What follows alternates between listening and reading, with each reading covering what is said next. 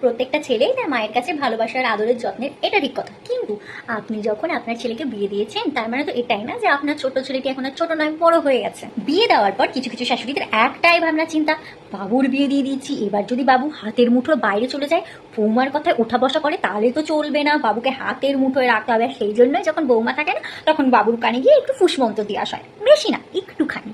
বৌমাকে এখনই এত সময় দেওয়ার কি হয়েছে? এত ঘোরাঘুরি করার তো কোনো দরকার নেই। এখন টাকা ইনকাম কর, টাকা রোজগার করো, সব ঘোরাঘুরি সময় দেওয়া পরে হবে মানে সত্যি।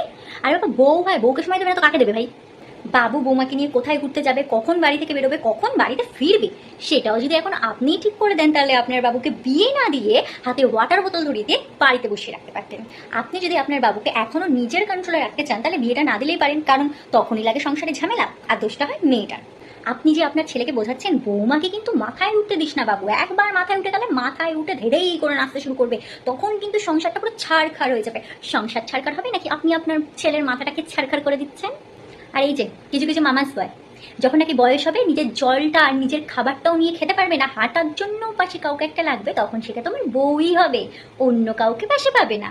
আর আমার মনে হয় প্রত্যেকটা শাশুড়িরই এটা বোঝা উচিত যে একটা টাইমে আপনিও নিজের বাড়ি ছেড়ে সম্পূর্ণ একটা অচেনা বাড়িতে অচেনা মানুষগুলোর সাথে মানিয়ে নিয়ে সংসার করতে এসেছিলেন, নিজের স্বামীর হাত ধরে ভরসা করে বিশ্বাস করে। ঠিক সেম সেরকমই তো একটা মেয়ে এসছে না আপনার ছেলেকে ভরসা করে বিশ্বাস করে সবকিছু মানিয়ে নিয়ে সংসার করতে। তাহলে আমার মনে হয় আপনার বৌমার প্রতি এরকম কূটনীতি করার কোনো দরকার হয় না। নিজের মেয়ের মতোই রাখুন, ভালোবাসুন, তাই না?